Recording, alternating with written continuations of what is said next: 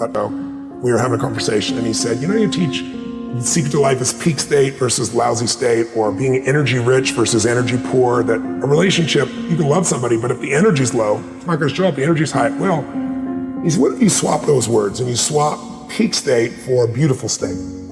I said, that works. A high energy state is a beautiful state. Any state where your high energy would be like love or joy or gratitude or drive or courage or faith or playfulness or fun, any of those things are beautiful states. So he goes, yeah, I agree. And I said, and then suffering states would be low energy states. So that would be frustration, sadness, anger, resentment, loneliness, boredom, whatever. He goes, yeah, that's exactly right. I said, I can swap those. He goes, if you swap them, there's something cool that you might see or do. I said, what's that, Christian G? And he said, I've made a decision that I'm gonna live my life where I'm gonna live in a beautiful state every day, no matter what, even if it rains on my parade, even if people do things that are unjust. And he said, the reason is because in a beautiful state, just like you teach a peak state, everything flows. And I said, well, that's pretty much what I've been teaching. He goes, yes, but if you think of the lousy states as suffering states, he said, then you can end suffering just by ending the state.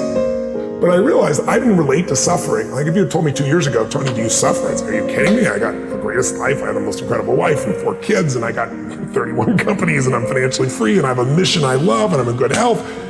And that would all be honest. I wouldn't have been dishonest about it. But what really helped me out of that conversation, I left there and I went, well, where do I suffer? And I realized frustration is suffering. I get frustrated. I get concerned. I get pissed off. I get, worried sometimes. I get these feelings. And so what I decided to do was, just really create a 90-second rule for myself where I would end suffering as it arises. Because anybody tells you you're gonna end suffering is full of crap. The reason is your brain is a 2 million-year-old brain. It's not designed to make you happy. It's designed to make you survive.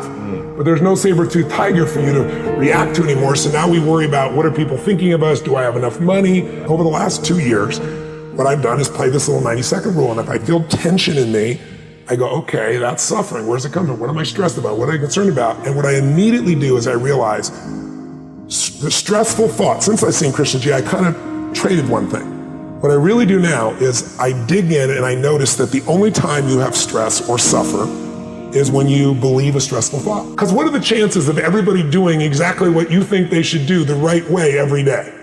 0. What are the chances of the people you love doing what you want them to do the way you want to do them every day? 0. What are the chances of you doing the right thing every day, even if you're talented and disciplined? 0. So your happiness will never last as long as it's got expectation behind it. What I did was I began to realize I made the decision, it's the most important decision I believe of your life, that I'm not gonna suffer anymore. Life's too short to suffer, and I'm gonna live in a beautiful state every day. And the way I do it is, I catch myself when I start to get that sense of stress, I let it go, and I see the idea go by. So your thoughts about this person messing up your business or not following through. If I was in a room with 10,000 people, I guarantee you 60, 70% of the business owners have the same thoughts at times, right?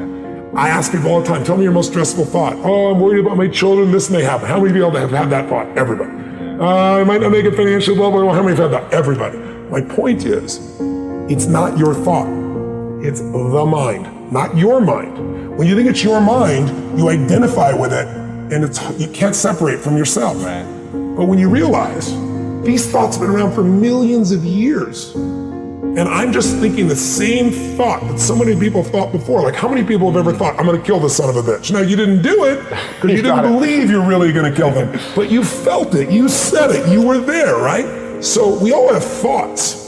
It's only the stressful thoughts we believe that mess us up. So what I try to show people is, if you can start to realize these thoughts have been around for millions of years. If I told you 1,000,000 years, 1,000, 100 years ago that we're gonna go to the moon and back, you called me a lunatic or crazy.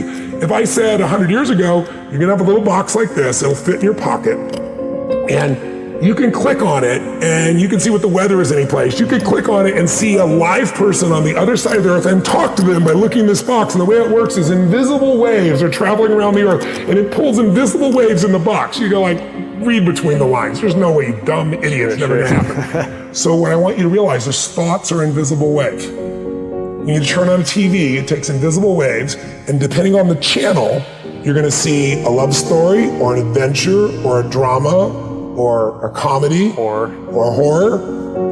The way you use your body determines which of those thought waves come through you. One moment you're pissed off, the next moment somebody makes you laugh, you change your body, you change the channel, you change what comes through you. So what I've tried to do in this area of beautiful state is simple. First, identify where you're suffering. What's your favorite flavor? Are you a worrier? Are you a pissed off person? Stressed, angry. What is it you do? Yeah. Second of all, decide you're going to kill that monster while it's little. You're not going to wait till it's Godzilla taking the city. You're going to break the pattern. You start to feel the stress. You see it as thoughts going by, and then you focus on something to appreciate, enjoy, or love. Appreciation, love, and joy destroy suffering. You can't be grateful and angry simultaneously. It's possible. You can't be worried, fearful, and grateful simultaneously. So I tell people gratitude is one of the emotions to cultivate that'll destroy the suffering.